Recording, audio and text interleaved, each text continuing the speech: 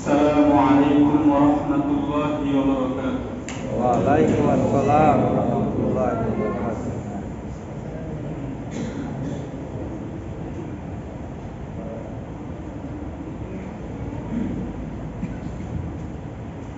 প্রথমে আমি আমার পরিচয়টা আপনাদের সঙ্গে সংক্ষিপ্তভাবে তুলে ধরছি। আমার নাম হাফেজ মাওলানা মুফতি ইমদাদুল্লাহ। আমার জন্মস্থান ভৈরব কিশোরগঞ্জ। আমাদের পরিবারে মাতা পিতা আছেন, আমরা 4 ভাই 3 বোন। আলহামদুলিল্লাহ আমাদের সকল ভাই হাফেজ আলেম। আমার 3 বোন 3 জন আলেমা, আমার আব্বু আলেম, আমার আম্মু আলেম। আলহামদুলিল্লাহ আমাদের পুরো পরিবার আলেম পরিবার। আমি পড়ালেখা দাওরায়ে হাদিস পাস করার পর বসুন্ধরা ইসলামিক রিসার্চ সেন্টার, সেখানে আমি 2 বছর ইফতার কোর্স সম্পন্ন করেছি। বর্তমানে আমি আপনাদের পার্শ্ববর্তী প্রতিষ্ঠান জামিয়া ইমদাদিয়া দারুল জান্নাত মাদ্রাসায় মুহাদ্দিস হিসাবে এখানে আছি এবং দায়িত্বশীল হিসাবে নাজিমে দারুল ইকামা প্রশাসনিক যে বিভাগটা আছে সেই বিভাগে দায়িত্বশীল হিসাবে আছি। পাশাপাশি আমি জামিয়া ইমদাদিয়া কল্যাণ, দক্ষিণ কল্যাণ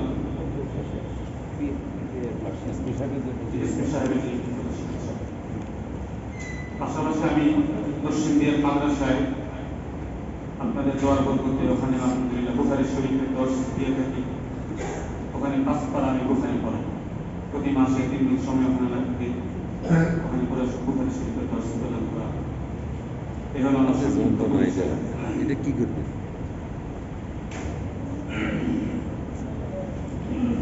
আলহামদুলিল্লাহিল আকরাম الذي خلق الإنسان وكرم وعلمه من البيان ما لم يعلم فسبحان الذي لا تحصى امتنانه باللسان ولا بالقلم ونشهد أن لا إله إلا الله وحده لا شريك له ونشهد أن سيدنا وسندنا وحبيبنا وطبيبنا وطبيب قلوبنا ومولانا محمدا عبده ورسوله أما بعد فأعوذ بالله من الشيطان الرجيم بسم الله الرحمن الرحيم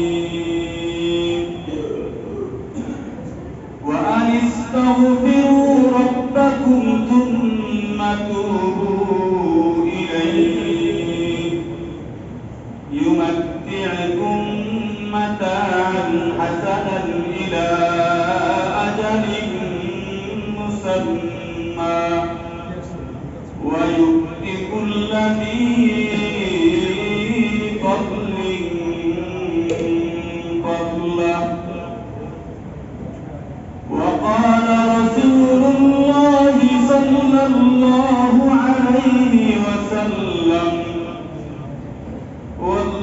والله إني لأستغفر الله وأتوب إليه في اليوم أكثر من 70 مرة أو كما قال عليه الصلاة والسلام شكر محمد الشهيد الإبراهيم اللهم صل على محمد وعلى آل محمد كما صليت على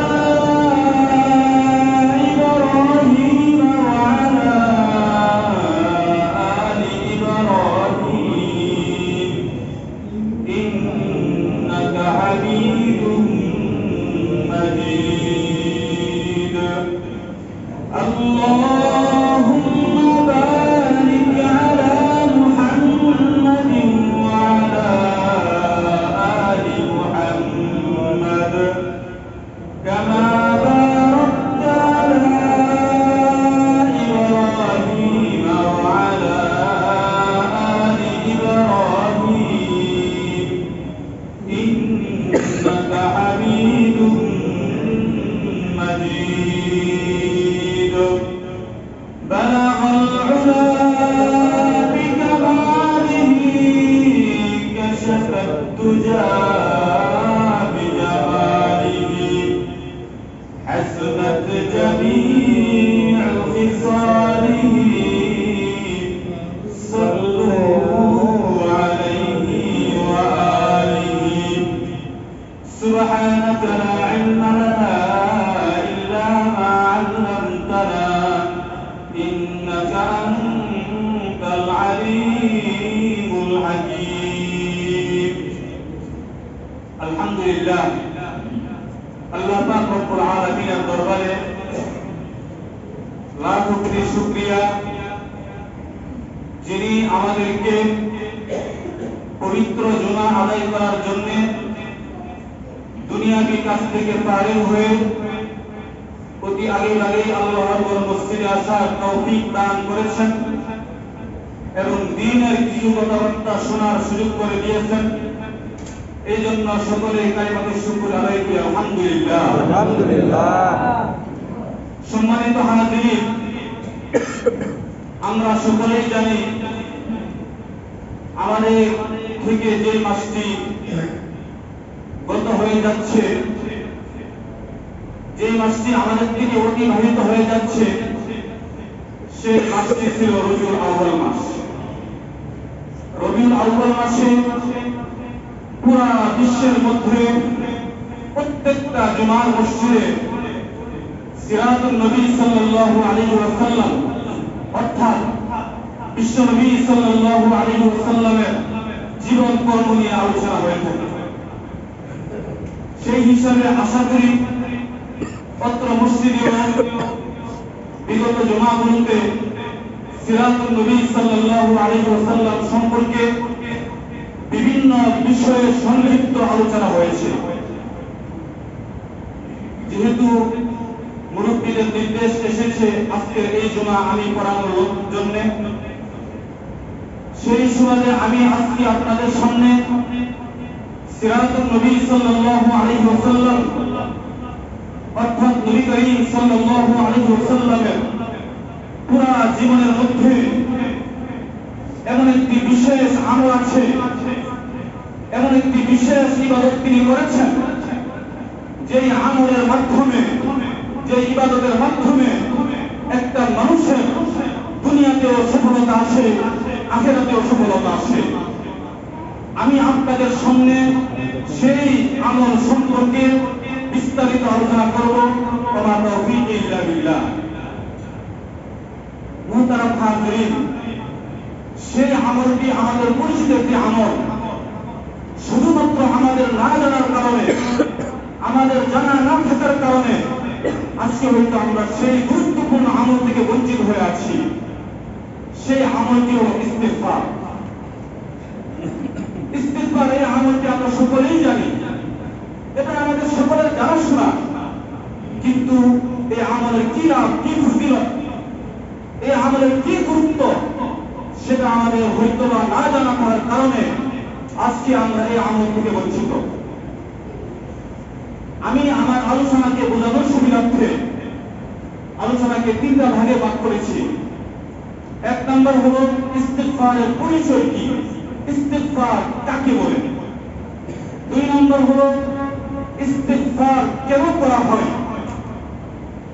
তিন নম্বর ইস্তিগফার করলে কি লাভ হবে। আমরা এই তিনটি পয়েন্ট আলোচনা করব। প্রথমে আসুন আমরা ইস্তিগফারের পরিচয় সম্পর্কে জেনে নিই।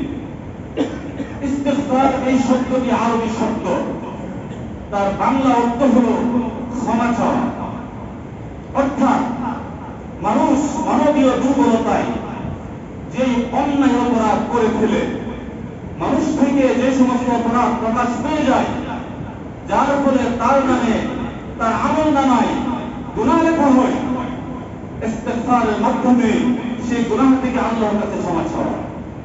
ইস্তিগফার হলো গুনাহ থেকে আল্লাহর কাছে ক্ষমা চাওয়া। ইস্তিগফার এটি যে ভাষায়, যে ভাষা কথা বলে, যে যার আপন ভাষায় ইস্তিগফার করতে পারবে। বাকি হাদিসের মধ্যে রাসূল করিম সাল্লাল্লাহু আলাইহি ওয়াসাল্লাম থেকে বর্ণিত যে ইস্তিগফারগুলো এসেছে, সেই ইস্তিগফারগুলো পাঠ করা হলো উত্তম। হাদিসের মধ্যে ইস্তিগফার সম্পর্কে বিভিন্ন শব্দ বর্ণিত আছে। যেমন এক হাদিসে আসছে ইস্তিগফার কেমন হবে, আস্তাগফিরুল্লাহাল্লাযী লা ইলাহা ইল্লা হুয়াল হাইয়ুল কাইয়্যুম ওয়া আতুবু ইলাইহি। আরেক হাদিসে আসছে আস্তাগফিরুল্লাহ রাব্বী মিন কুল্লি যামবি ওয়া আতুবু ইলাইহি লা হাওলা ওয়া লা কুওয়াতা ইল্লা বিল্লাহিল আলিয়্যিল আযীম। আরেক হাদিসে এসেছে আল্লাহুম্মা ইন্নী আস্তাগফিরুকা ওয়া আতুবু ইলাইহি। এবং হাদিসের মধ্যে বর্ণিত সবচেয়ে সুন্দর যে ইস্তিগফার এসেছে, আমল করা অতি সহজ, সেটি হলো আস্তাগফিরুল্লাহ, আস্তাগফিরুল্লাহ, আস্তাগফিরুল্লাহ। কোন ব্যক্তি যদি আস্তাগফিরুল্লাহ, আস্তাগফিরুল্লাহ পাঠ করে, তাহলে তার ইস্তিগফার আদায় হয়ে যাবে।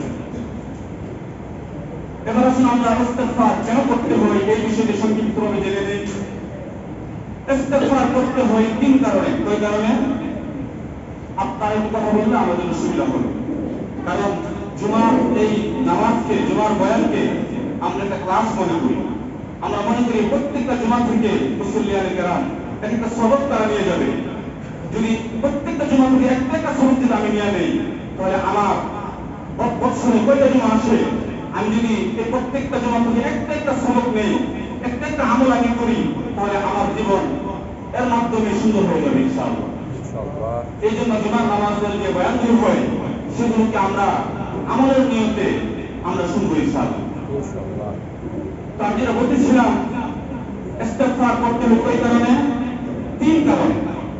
এক নম্বর, ইস্তিগফার করতে হয় আল্লাহর কাছে গুনাহ ক্ষমা করার উদ্দেশ্যে। যেমন আল্লাহ রাব্বুল আলামিন সূরা নূহের 10 নম্বর আয়াতে বলছেন, ইস্তাগফিরু রাব্বাকুম ইন্নাহু কানা গাফফারা। তোমরা তোমাদের রবের কাছে ক্ষমা চাও, তোমরা তোমাদের রবের কাছে ইস্তিগফার পাঠ করো। ইন্নাহু কানা গাফফারা, নিশ্চয়ই তিনি তোমাদের সমস্ত গুনাহ মাফ করে দিবেন। ইস্তিগফার পাঠ করে আল্লাহ রব্বুল আলামিন সমস্ত গুনাহ মাফ করে দিবেন। 2 নম্বর, ইস্তিগফার কেন করতে হবে? ইস্তিগফার করতে হবে দুনিয়ার মধ্যে মর্যাদা বৃদ্ধির উদ্দেশ্যে এবং পরকালের মধ্যেও মর্যাদা বৃদ্ধির উদ্দেশ্যে। ইস্তিগফার যে পাঠ করবে আল্লাহ রব্বুল আলামিন তাকে দুনিয়ার মধ্যে মর্যাদাবান বানাবেন, পরকালের মধ্যে আল্লাহ রব্বুল আলামিন তাকে মর্যাদাবান বানাবেন। 3 নম্বর, ইস্তিগফার পাঠ করতে হবে কেন? এটি একটি সুন্নাত আমল। সেজন্য আমাদের প্রিয় হাবিব সাল্লাল্লাহু আলাইহি ওয়াসাল্লাম যার সম্পর্কে আল্লাহ রব্বুল আলামিন সূরা ফাতহা 2 নম্বর আয়াতে ঘোষণা করেছেন, হে আমার প্রিয় হাবিব, আমি আপনার আগে করে সমস্ত গুনাহ আপনাকে মাফ করে দিয়েছি। ইয়াগফিরু লাকাল্লাহু মা তাকাদ্দামা মিন যামবিকা ওয়া মা তাআখার। আপনার আগে যত গুনাহ হয়েছে, আপনার পরে যত গুনাহ হবে, আমি সমস্ত গুনাহ আপনাকে মাফের ঘোষণা করেছি। প্রিয় হাবিব সাল্লাল্লাহু আলাইহি ওয়াসাল্লাম আল্লাহর পক্ষ থেকে গুনাহ মাফের ঘোষণা পেয়েও তিনি বলেন, ওয়াল্লাহ ইন্নী লা আস্তাগফিরুল্লাহ ওয়া আতুবু ইলাইহি ফিল ইয়াউমি আকসার মিন 70 মাররা। আল্লাহর কসম, আমি আল্লাহর শপথ করে বলছি, আল্লাহ পাক আমার ব্যাপারে আগের পরে সমস্ত গুনাহ ক্ষমার ঘোষণা করেছেন, এরপরও আমি দৈনিক 70 বারের চেয়ে বেশি ইস্তিগফার পাঠ করি। সুবহানাল্লাহ।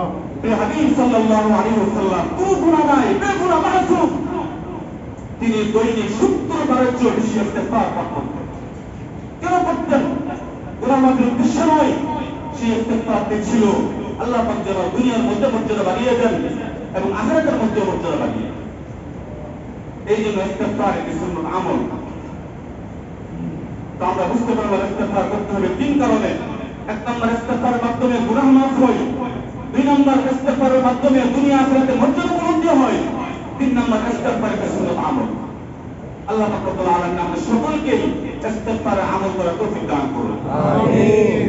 এবার আসুন আমরা ইস্তিগফারের কি ফজিলত বর্ণিত আছে, ইস্তিগফার করলে কি লাভ হবে, কি ফলাফল আমি পাবো, সেটা আমরা জেনে নেই। ইস্তিগফার করলে কি লাভ হবে সেই সম্পর্কে আল্লাহ পাক রব্বুল আলামিন কোরআনে পাকে বিভিন্ন সূরায় বিভিন্ন আয়াতে বিভিন্ন লাভ আল্লাহ তাআলা বর্ণনা করেছেন। যেমন সূরা নূহ 29 নম্বর পারা সূরা নূহ একটি সূরা আছে, সেই সূরা নূহের 10, 11, 12 এই 3টি আয়াতের মধ্যে আল্লাহ পাক রব্বুল আলামিন 6টি পুরস্কার বলছেন। কয়টি? 6টি। ইস্তিগফার করলে 6টি লাভ হবে, 6টি পুরস্কার দেওয়া হবে, আল্লাহ পাক ঘোষণা করেছেন। 1 নম্বর, আল্লাহ পাক বলছেন, ইস্তাগফিরু রাব্বাকুম ইন্নাহু কানা গাফফারা। তুমি ইস্তিগফার পাঠ করো, কি লাভ হবে? আল্লাহ সমস্ত গুনাহ মাফ করে দিবেন। সুবহানাল্লাহ। 1 নম্বর। 2 নম্বর, কি লাভ হবে? আল্লাহ পাক রব্বুল আলামিন দুনিয়ার মধ্যে যে নিজাম চালু রেখেছেন, আল্লাহ পাক রব্বুল আলামিন দুনিয়াকে সৃষ্টি করে দুনিয়ার মধ্যে মানব জাতিকে সৃষ্টি করেছেন। মানব জাতির সেবার জন্য আল্লাহ আসমান জমিন সৃষ্টি করেছেন, গ্রহ নক্ষত্র সৃষ্টি করেছেন, গাছপালা, নদী, নালা, পাহাড়, পর্বত, জীব জন্তু, মাছ, যা কিছু আমরা দেখি এই দুনিয়ার মধ্যে হাজার হাজার মাখলুকাত সব কিছু সৃষ্টি করছেন মানব সেবার উদ্দেশ্যে। আল্লাহ পাক এত দয়া মায়া করে এত কিছু সৃষ্টি করেছেন, কিন্তু যখন এই মানুষগুলো যখন আল্লাহকে ভুলে গিয়ে যখন তারা দুনিয়ার নাফরমানিতে লিপ্ত হয়ে পড়ে, যখন তারা আল্লাহর নাফরমানিতে তারা লিপ্ত হয়ে পড়ে, যখন তারা জুলুম করা শুরু করে, তখন আল্লাহ পাক রব্বুল আলামিন মানব জাতিকে শিক্ষা দেওয়ার লক্ষ্যে মাঝে মধ্যে দুনিয়ার যে নিজাম আছে নিজাম একটু পাল্টায় দেন। যখন বৃষ্টির প্রয়োজন বৃষ্টি দেন না, যখন বৃষ্টির প্রয়োজন নাই প্রচুর বৃষ্টি দেন, যখন রৌদ্রের প্রয়োজন রৌদ্র দেন না, যখন বাতাসের প্রয়োজন বাতাস হয় না, আল্লাহ পাক রব্বুল আলামিন আকাশ, বাতাস, রৌদ্র, বৃষ্টি সবকিছুর যে নিজাম আছে এই নিজামকে আল্লাহ পাল্টায় দেন।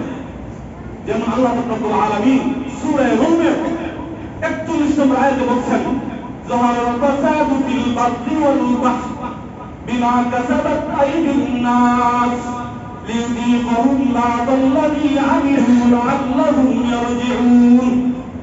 এই দুনিয়ার মধ্যে স্থলভাগে এবং জলভাগে সব জায়গায় ফিতনা ছড়িয়ে পড়ে, আল্লাহর নিয়ম পরিবর্তন হয়ে যায়, অনিয়ম দেখা দেয়।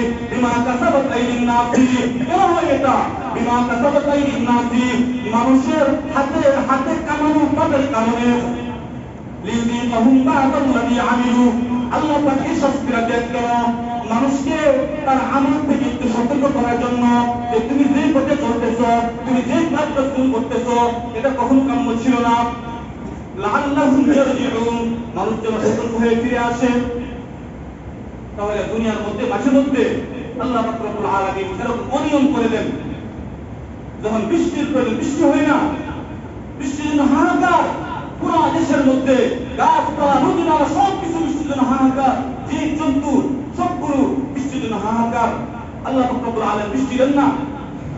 তখন ওই মুহূর্তে যদি বৃষ্টি পেতে হয়, যদি আল্লাহর আসমান থেকে বৃষ্টি অবতরণ করাতে হয়, তার একমাত্র উপায় আল্লাহ পাক রব্বুল আলামিন সূরা নূহের 11 নম্বর আয়াতে বলছেন, ইস্তাগফিরু রাব্বাকুম ইউরসিলিস সামাআ আলাইকুম মিদরারা। যখন দুনিয়ার মধ্যে অনাবৃষ্টি সৃষ্টি হবে, বৃষ্টি না হওয়ার কারণে, অনাবৃষ্টির কারণে যখন পুরো দুনিয়ার মধ্যে থমথমে অবস্থা চলবে, তখন তোমাদের কি পথ? তোমাদের পথ হলো ইস্তাগফিরু রাব্বাকুম, তোমরা তোমাদের রবের কাছে ক্ষমা চাও, তোমরা ইস্তিগফার পাঠ করো। যখন দুনিয়ার সবাই যখন ইস্তিগফার পাঠ করা শুরু করবে, আস্তাগফিরুল্লাহ আস্তাগফিরুল্লাহ করতে শুরু করবে, তখন আল্লাহর রহমতের মধ্যে জুস এসে যাবে। ইউরসিলিস সামাআ আলাইকুম মিদরারা, তখন তিনি আসমান থেকে মুষলধারে বৃষ্টি বর্ষণ করবেন। তাহলে বৃষ্টি আসমান থেকে নামানোর একমাত্র পদ্ধতি ইস্তিগফার। এটা 2 নাম্বার ইস্তিগফারের লাভ। 3 নাম্বার, মাঝে মধ্যে আল্লাহ পাক রব্বুল আলামিন এই দুনিয়ার মধ্যে বিভিন্ন এলাকায়, বিভিন্ন জনগোষ্ঠীতে, বিভিন্ন পরিবারে ক্ষুধা দিয়ে, না খেয়ে, এরকম অভাব দিয়ে, দুর্ভিক্ষ দিয়ে আল্লাহ পরীক্ষা করে যে বান্দা কি করে।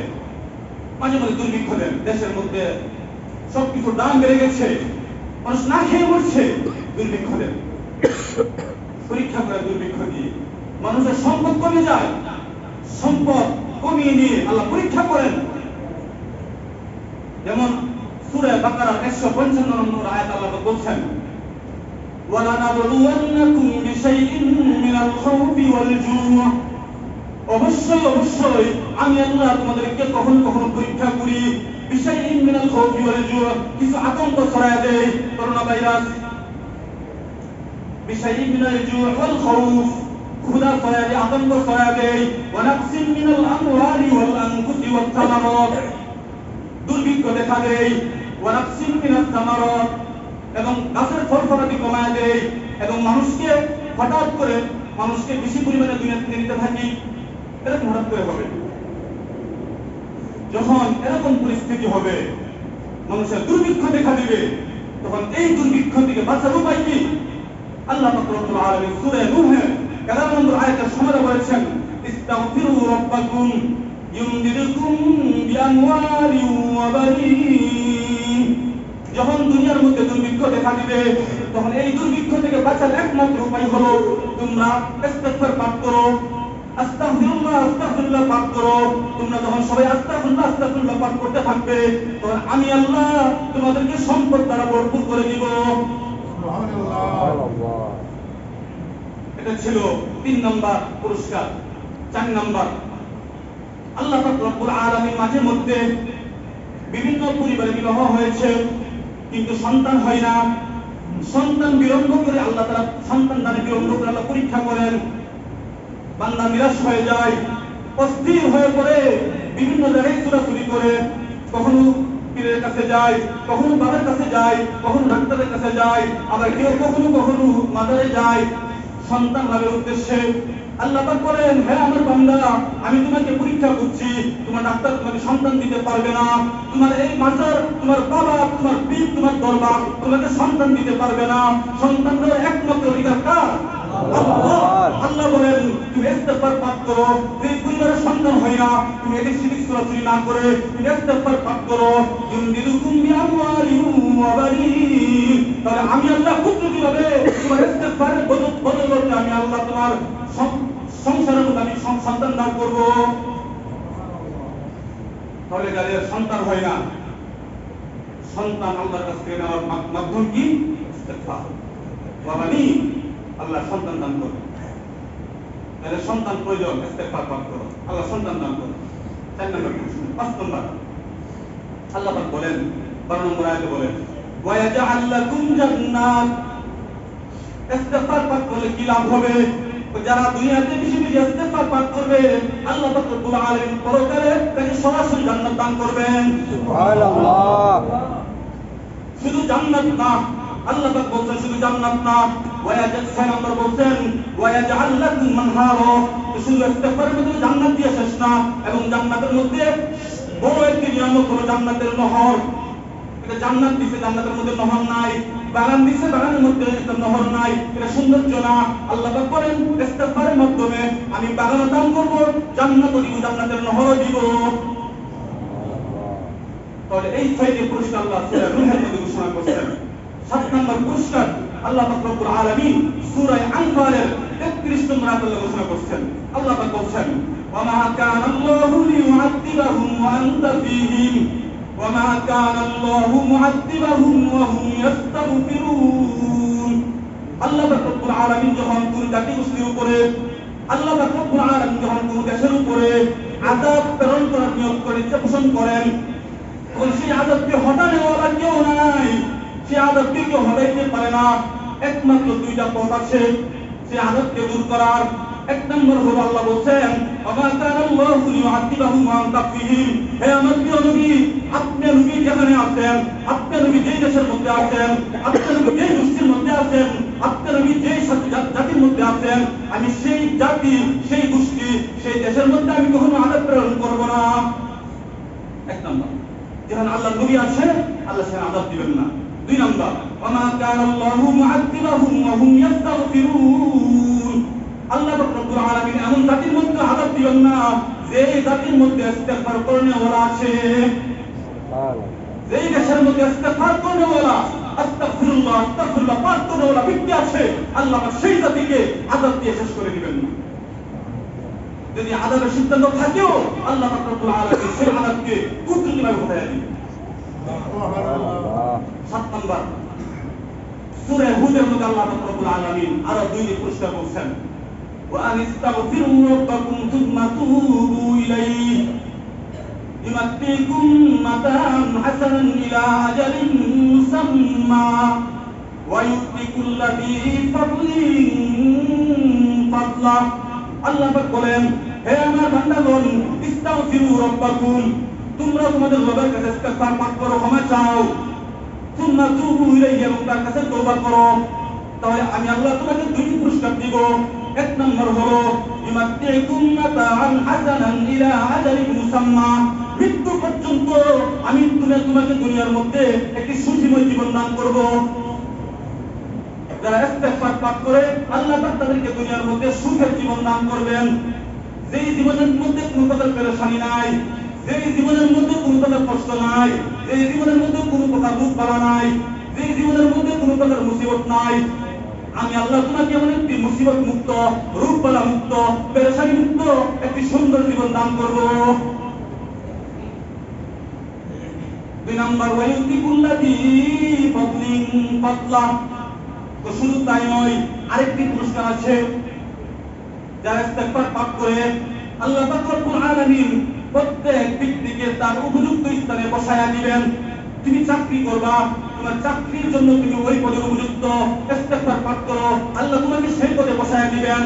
তুমি একজন নেতৃস্থানীয় লোক, তুমি নেতৃত্ব দিবে, তুমি সেই পদের উপযুক্ত, তুমি সেই আসনের উপযুক্ত, আল্লাহ পাক রব্বুল আলামিন ইস্তিগফারের মাধ্যমে তোমাকে সেই আসনে বসায়া দিবেন। যে যে পদের উপযুক্ত আল্লাহ পাক রব্বুল আলামিন ইস্তিগফারের মাধ্যমে ওয়া ইউতি কুল্লি ফাদলিন ফাদলা, প্রত্যেক পদবী ব্যক্তিকে তার যথাস্থানে আল্লাহ তাআলা বসায়া দিবেন। এই সূরা হুদের মধ্যে 2টি পুরস্কার বলছেন, সূরা আনফালের মধ্যে 1টি পুরস্কার বলছেন, সূরা নূহের মধ্যে 6টি পুরস্কার বলছেন। এই 9টি পুরস্কার স্বয়ং আল্লাহ কোরআনে ঘোষণা করেছেন। এবার আসুন আমরা রাসূল করিম সাল্লাল্লাহু আলাইহি ওয়াসাল্লামের হাদিস থেকে আমরা হাদিসে বর্ণিত যে পুরস্কারগুলো আমরা জেনে নেই। হাদিসের মধ্যে রাসূল সাল্লাল্লাহু আলাইহি ওয়াসাল্লামের প্রিয় সাহাবী হযরত আবু হুরায়রা রাদিয়াল্লাহু তাআলা আনহু 4 থেকে সবচেয়ে বেশি হাদিস বর্ণিত হয়েছে।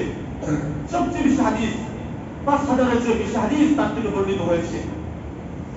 আবু হুরায়রা রাদিয়াল্লাহু তাআলা আনহু থেকে বর্ণিত হাদিস, তিনি বলেন রাসূল করিম সাল্লাল্লাহু আলাইহি ওয়াসাল্লাম বলেছেন, মান লাযিমাল ইস্তিগফার জাআলাল্লাহু লাহু মিন কুল্লি যিকিন মাখরাজা ওয়া মিন কুল্লি হাম্মিন ফারাজা ওয়া রাযাকাহু মিন হাইথু লা ইয়াহতাসিব। যে ব্যক্তি ইস্তিগফারের আমলকে নিজের জীবনের সঙ্গী বানায় নিবে, প্রতি মুহূর্তে মুহূর্তে ইস্তিগফারের আমল করবে, ইস্তিগফারের আমলকে জীবনের দৈনন্দিন আমল বানায় নিবে, আল্লাহ পাক রব্বুল আলামিন তাকে তিনটি পুরস্কার দিবেন। কয়টি পুরস্কার? তিনটি পুরস্কার দিবেন।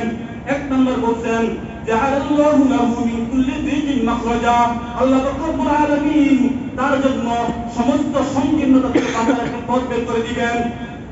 যত সংকীর্ণতা আছে, যত অভাব আছে, আল্লাহ সমস্ত অভাব দূর করে দিবেন, সমস্ত সংকীর্ণতা আল্লাহ তাআলা দূর করে দিবেন। যত প্রকারের অভাব সংকীর্ণতা সব দূর করে দিবেন।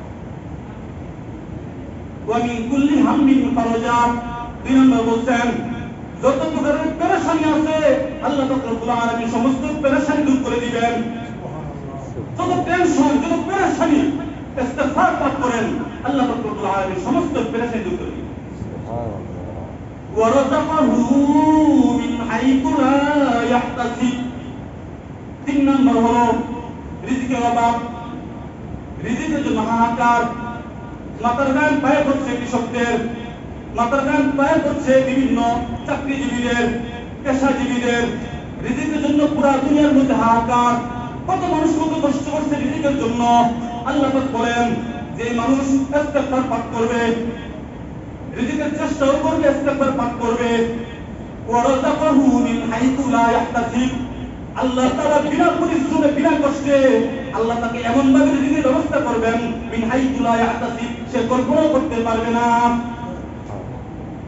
আল্লাহ তাআলা কুদরতি ভাবে আল্লাহ রিজিকের ব্যবস্থা করবেন ইস্তিগফার পাঠের মাধ্যমে। তাহলে আমরা কোরআন থেকে আমরা জানতে পারলাম 9টি পুরস্কার, হাদিস থেকে জানতে পারলাম আমরা 3টি পুরস্কার। এবার আসুন আমরা বাস্তব জীবনে একটি ঘটনা থেকে আমরা ইস্তিগফার সম্পর্কে একটি ফজিলত জেনে আমরা শেষ করে দেব ইনশাআল্লাহ। আমাদের পৃথিবীর মধ্যে বর্তমান পৃথিবীতে 4টি মাযহাব প্রচলিত আছে, আমরা সকলেই জানি। এক নম্বর হলো হানাফি মাযহাব। এই মাযহাবের ইমামকে বলেন ইমাম আযম আবু হানিফা রাহমাতুল্লাহি আলাইহি। এটা আমাদের এশিয়া মহাদেশে যারা আছি, বিশেষ করে আমরা ওনার অনুসরণ করে থাকি এবং ওনার অনুসারী পুরো বিশ্বের মধ্যে বেশি। দুই নম্বর হলো শাফি মাযহাব। এই মাযহাবের ইমাম হলেন ইমাম শাফি রাহমাতুল্লাহি আলাইহি। তিন নম্বর হলো মালিকি মাযহাব। এই মাযহাবের ইমাম মালিক রাহমাতুল্লাহি আলাইহি। চার নম্বর হলো হাম্বলি মাযহাব। এই মাযহাবের ইমাম আহমদ বিন হাম্বল রাহমাতুল্লাহি আলাইহি। ইমাম আহমদ বিন হাম্বল রাহমাতুল্লাহি আলাইহি তিনি এত বড় আলেম ছিলেন, তিনি ওনার যুগে সবচেয়ে বড় আলেম ছিলেন, সবচেয়ে বড় মুহাদ্দিস ছিলেন। ওনার লিখিত কিতাব পৃথিবীর মধ্যে সবচেয়ে বড় একক স্বতন্ত্র হাদিসের কিতাব হলো মুসনাদ ইমাম আহমদ বিন হাম্বল রাহমাতুল্লাহ। ওনার লিখিত মুসনাদ কিতাব আছে, যেখানে 40,000 হাদিস রয়েছে, 40,000 হাদিস। এই ইমাম তিনি ওনার শেষ জীবনটা হাদিস পড়ানো এবং হাদিসের কালেকশনের জন্য তিনি ওনার জীবনটাকে ব্যয় করেছেন। এক একটা হাদিস কালেকশনের জন্য, এক একটা হাদিস সংগ্রহ করার জন্য শহরের পর শহর, দেশ থেকে দেশ, দেশান্তরে ঘুরে বেড়াতেন। ওনার এই ঘটনা, একদা তিনি হাদিস কালেকশনের উদ্দেশ্যে বের হয়েছেন। প্রতিমধ্যে রাত্র হয়ে গেছে, কোন করে শীতের রজনী। একটি মসজিদে তিনি মাগরিবের নামাজ আদায় করেছেন, এশার নামাজও আদায় করেছেন। ওনার ইচ্ছা যে এত শীতের মধ্যে কোথায় যাবেন, পরিচিত কোন মহল্লা, কোন ঘর বাড়ি ওনার জানা নেই এখানে। তিনি চাচ্ছিলেন যে এখানে রাত্রি যাপন করে ফজর নামাজ পড়ে তিনি বের হবেন। তো সেই নিয়তে তিনি হাদিসের কিতাব হাতে নিয়ে তিনি শুয়ে পড়ছেন, শুয়ে হাদিস মোতালা করছেন। মহল্লার সকল মুসল্লি যারা ছিলেন, মুসল্লিয়ানে কারণ সকলেই বের হয়ে গেছেন, নিজ নিজ ঘরে চলে গেছেন। কিন্তু এই মুরব্বী, এই ইমাম, তিনি শুয়ে শুয়ে হাদিস পড়ছেন। মুর্শিদে খালিদ সাহেব এসে বললেন, এ মুরব্বী, আপনি বের হন, সবাই চলে গেছে, দরজা বন্ধ করে দিন। তিনি বললেন যে ভাই, আমি একজন মুসাফির, শীতের দিন আমি কোথায় যাব? আমার ঘর বাড়ি এখানে কিছু জানা নেই, আমাকে একটু মেহরবানি করে একটু সুযোগ দেন, আমি ফজর নামাজ পড়ে আমি এখান থেকে বের হব।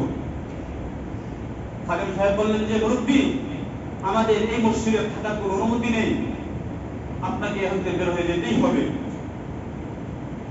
ইমাম আহমদ বিন হাম্বল রাহমাতুল্লাহ আলাইহি নিরুপায় হয়ে নিজেকে গোপন রেখে পুলিশে দেন নাই, পুলিশে না দিয়ে তিনি ওনার কাঁথা নিয়ে, বেগ নিয়ে তিনি মসজিদ থেকে বের হয়েছেন। বের হয়ে হাঁটতেছেন, কোথায় যাবেন? কোন কোন শীত, অন্ধকার, ঘুর অন্ধকার, যাবেন কোথায়? অনেক দূরে দেখতেছেন শহরের মধ্যে একটি দোকানে চুলায় আগুন জ্বলছে। চুলার আগুন দেখে তিনি সেই উদ্দেশ্যে রওনা হয়েছেন। চুলার কাছে গিয়ে দেখেন একজন খব্বাস, শামপুর খব্বাস, একজন যুবক, টাকলা যুবক রুটি বানাচ্ছে। যে বললেন, সালাম দিলেন, সালাম দিয়ে বললেন যে ভাই, আমি একজন মুসাফির, আমার কোনো আশ্রয়স্থল নেই, আপনি কি আমাকে অনুমতি দিবেন?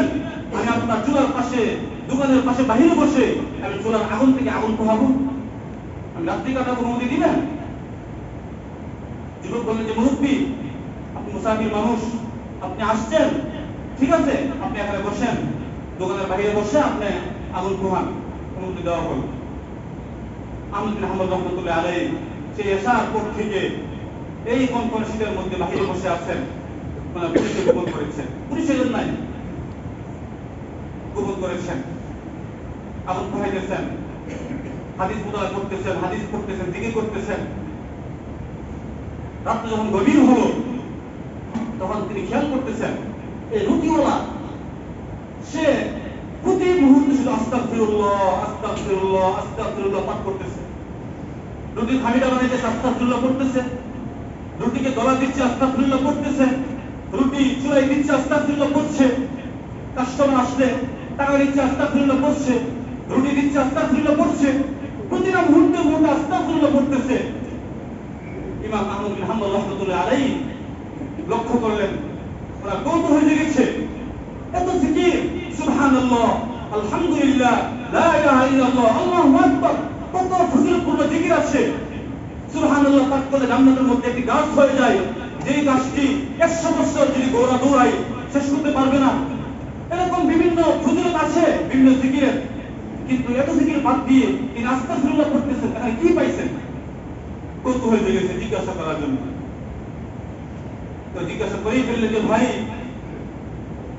আপনি আস্তাগফিরুল্লাহ পড়তেছেন শুধু, আপনি কি পাইছেন আস্তাগফিরুল্লাহর মধ্যে, একটু বলবেন কি? তখন এই যুবক বললেন যে মুরব্বী, আস্তাগফিরুল্লাহর মাধ্যমে আমি কি পাইছি? আস্তাগফিরুল্লাহর মাধ্যমে আল্লাহ তাআলা আমাকে মুস্তাজাবুদ দাওয়াত বানিয়ে দিয়েছেন। সুবহানাল্লাহ, সুবহানাল্লাহ। আমি আল্লাহর কাছে যা দোয়া করি আল্লাহ আমার সব দোয়া কবুল করেন। তাই নাকি? আর আনতা মুস্তাজাবুদ দাওয়াত, আপনি মুস্তাজাবুদ দাওয়াত হয়ে গিয়েছেন আস্তাগফিরুল্লাহ পড়ে। অথচ আমরা হাদিস পড়ি, হাদিস পড়াই, এখনো পর্যন্ত মুস্তাজাবুদ দাওয়াত হতে পারি নাই। আপনি আস্তাগফিরুল্লাহ পাঠ করে আপনি মুস্তাজাবুদ দাওয়াত হয়ে গিয়েছেন। যুবক বললেন যে নাম, আনা মুস্তাজাবুদ দাওয়াত, আল্লাহ আমাকে মুস্তাজাব দাওয়াত বানিয়েছেন। তখন ইমাম সাহেব প্রশ্ন করছেন যে যুবক, মুস্তাজাবুদ দাওয়াত হয়ে তুমি কি কি পেয়েছো আল্লাহর কাছে? তোমার কি কি দোয়া কবুল হয়েছে একটু বলো দেখি। যুবক বললেন যে মুরব্বী, আল্লাহ পাক রব্বুল আলামিন ইস্তিগফারের বদৌলতে আমি আমার জীবনে যত দোয়া করছি, আমার যত আশা ছিল, আল্লাহ পাক সকল আশা পুরা করছেন, সকল দোয়া পুরা করছেন। সুবহানাল্লাহ, সকল দোয়া পুরা করছেন। বাকি একটা আশা আমার এখনো বাকি আছে, একটা দোয়া এখনো আমি দোয়া করতেছি, এখনো কবুল হয় নাই। সেই দোয়াটা কি জানেন? সেই দোয়াটা হলো, আমি শুনেছি আমার এই যুগের সবচেয়ে বড় আলেম, আমার এই যুগের সবচেয়ে বড় মুহাদ্দিস, আমার এই যুগের সবচেয়ে বড় ইমাম হলেন ইমাম আহমদ বিন হাম্বল রাহমাতুল্লাহ আলাইহি। আমি আলেমদেরকে মহব্বত করি, আমি আমার দেশের মধ্যে অনেক আলেম আছে, সবাইকে আমি মহব্বত করি, কিন্তু আমার যুগের সর্বশ্রেষ্ঠ আলেম যিনি আছেন, সর্ববড় মুহাদ্দিস যিনি আছেন, আমি আজ পর্যন্ত ওনার সাথে সাক্ষাৎ হয় নাই। আমি আল্লাহর কাছে দোয়া করতেছি, আমি একজন ছোট রুটি বিক্রেতা, আমি ছোট একটা দোকান চালাই, এই দোকান দিয়ে স্টেশন ঘুরে ওনার এলাকায় গিয়ে ওনার সাথে সাক্ষাতের আমার তৌফিক হবে না। আমি আল্লাহর কাছে দোয়া করতেছি, আল্লাহ পাক যেন আমার মৃত্যুর আগে একবার হলেও আহমদ বিন হাম্বল রাহমাতুল্লাহ আলাইহির সাথে আমাকে সালাম মুসাফা করেন, আমি যেন নাকি মুসাফা করে ওনার কপালে চুমু খেতে পারি, জীবনে একবার হলেও যেন সাক্ষাৎ হয় ওনার সাথে। আমি এই আশায় আল্লাহর কাছে দোয়া করতেছি। আহমদ বিন হাম্বল রাহমাতুল্লাহ আলাইহি নিজেকে আর গোপন রাখতে পারলেন, বললেন যে ভাই, যুবক ভাই, আল্লাহ পাক রব্বুল আলামিন হয়তো আপনার এই দোয়াটাও কবুল করেছেন। সুবহানাল্লাহ। যে লোকটি সারা রাত আপনার দোকানের বাইরে বসা ছিল, যে মুরব্বীটি ফকির বেশে সত্য বেশে আপনার দোকানের বাইরে বসা ছিল সারা রাত, এই লোকটাকে এই মানুষ আহমদ বিন হাম্বল বলেছিল। আর আহমদ বিন হাম্বল, আমি হলাম সে আহমদ বিন হাম্বল, আনা মুহাদ্দিসুদ দাহর, আমাকে মানুষ শ্রেষ্ঠ মুহাদ্দিস বলে ডাকে। যুবক, কি করবেন? শরীরে জড়ায় বসছেন, মাপ চাচ্ছেন, হুজুর আপনি আহমদ বিন হাম্বল, আপনি সারা রাত নিজেকে গোপন রেখে আপনি বাহিরে বসে কষ্ট করছেন, আপনার জন্য সারা বিশ্ব হাহাকার, আপনাকে আপনার সাথে এক হাত মুসাফা করার জন্য, আপনাকে সালাম নিবেদন করার জন্য পুরো বিশ্ব হাহাকার, আপনি নিজেকে এইভাবে গোপন রেখে আপনি আমার দোকানের বাইরে বসে সাত রাত কাটিয়েছেন। আমি আল্লাহর কাছে কি জবাব দিই? আপনাকে মাফ করে দেন। জড়ায় ধরে কাঁদতেছেন এবং আল্লাহ শুকরিয়া আদায় করছেন যে আল্লাহ রব্বুল আলামিন আমাকে এই আশার উপরে দিয়েছেন। এই জন্য ভাই, আমরা ঘটনা বলার উদ্দেশ্য না, আমরা এখান থেকে বুঝতে পারলাম এই ইস্তেগফারের মাধ্যমে আল্লাহ রব্বুল আলামিন দোয়া কবুল করে। আপনি যে দোয়া করবেন, ইস্তেগফার করে যে দোয়া করবেন, বিশ্বাস রাখেন, খোদার কসম, আপনি বিশ্বাস রাখেন আমাদের সবকিছু ঠিক আছে, আমরা হাত তুলে দোয়া করি ঠিক, দোয়া কবুল হয় না কেন? আমাদের ইয়াকিনের অভাব, বিশ্বাসের অভাব।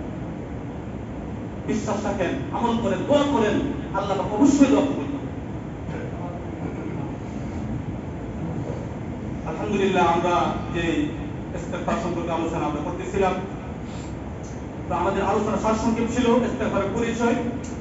ইস্তেগফার তিন কারণে করতে হবে। ইস্তেগফার করলে লাভ হবে 13টি, 9টি নাম কোরআনের আয়াত থেকে, 3টি হাদিস থেকে, একটি নাম বাস্তব বর্ণনা থেকে। আল্লাহ পাক রব্বুল আলামিন আমাদেরকে ইস্তেগফার আমল আমাদের জীবনে পরিণত করার তৌফিক দান করুন। আমিন। আমাদের যেন ইস্তেগফার থাকে, প্রতিটা কদমে কদমে, প্রতিটা যখনই সুযোগ পাবো ইস্তেগফার পাঠ করব। আল্লাহ পাক রব্বুল আলামিন আমাদের সকলকেই ইস্তেগফার আমল আমাদের জীবনের প্রত্যেকটা মুহূর্তে আমল করার তৌফিক দান করুন। আমিন। আলহামদুলিল্লাহ। যারা সুন্নাত পড়ে নেয় তাদের জন্য চাঁদারা সুন্নাত করুন।